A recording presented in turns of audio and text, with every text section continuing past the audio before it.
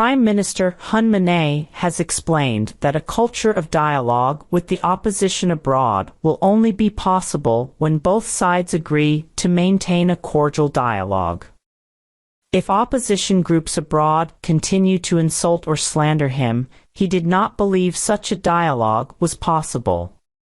Manet was addressing nearly 20,000 garment workers during a gathering in Phnom Penh's Meanchey district on October 3rd. I have been accused of refusing to speak with them. We are all Khmer. However, we had only exchanged a few words when I was insulted and called a bad person. I experienced the same treatment as my father, he said. A culture of dialogue works as long as both sides are honest with each other. If a friend of mine insults me and then asks to reconcile, I am afraid this is not possible, he added. He recalled how former Prime Minister Hun Sen had constituted a culture of dialogue with Sam Rainsy, former president of the court-dissolved Cambodia National Rescue Party, CNRP. The communication broke down because the latter was not truthful with the former. Once they reconciled with one another, they walked hand in hand.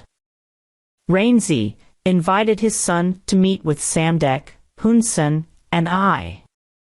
We had meals together. We made small talk.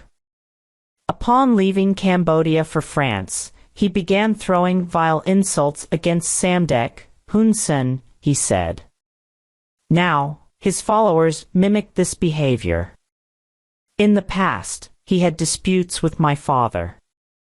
Both generations of the opposition claim to adhere to a culture of dialogue. They claim this, while continuing to hurl insults. How can I engage in dialogue under these circumstances? Where is their truthfulness and integrity? He asked.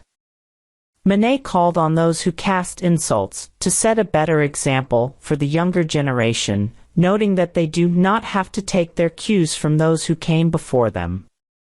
Yang Piu, Secretary General of the Royal Academy of Cambodia, said on October 3rd that a culture of dialogue is only possible when both sides have the same willingness to engage. He explained that politicians have to respect one another and should refrain from making barbed comments about one another.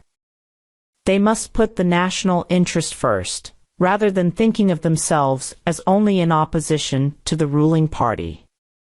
Conversation is only possible when both sides identify similarities. If they remain far apart, it will not be possible, he added.